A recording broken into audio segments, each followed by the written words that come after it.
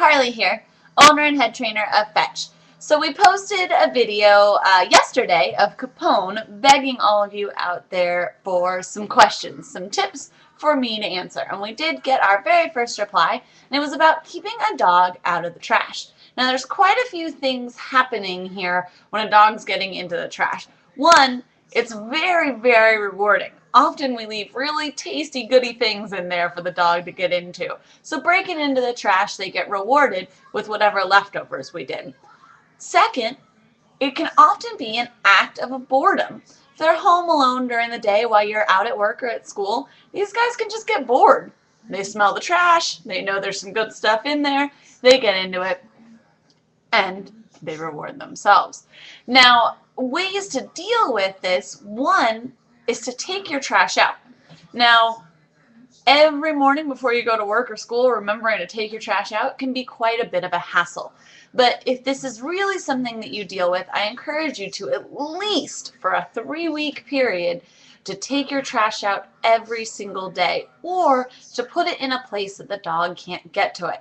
If your trash is under the sink, I suggest getting a baby gate or even just a rubber band to keep the closet closed so the dog can't get into it. Now the reason for this is because we want to prevent the dog from rehearsing the behavior. Right now, we leave for work, the dog knows, they knock over the trash can, they get rewarded with all the good trash on the inside. If we can remove the ability for the dog to self-reward by knocking over the trash, that behavior will become less rehearsed. Now, the reason why I suggest you do it for at least 3 weeks is they say it takes about 21 to 28 days for dogs to make and break habits. Now, this is not going to be your sole solution. You also need to start teaching your dog some boundaries, teaching your dog to respect your area. Now, what I want to do tonight, when Aaron gets home and can hold the camera for me and I can train and talk at the same time, is post a quick video about doing some boundary training.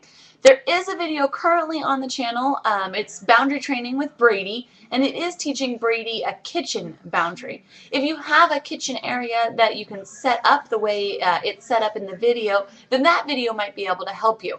My kitchen, though, is very open. It's actually right over here. You can see it probably over my shoulder, and there's not a difference. It's tile floor all throughout here, so there's not really a good boundary for me to teach Capone. So what I've done is actually teach Capone a boundary training for the trash can.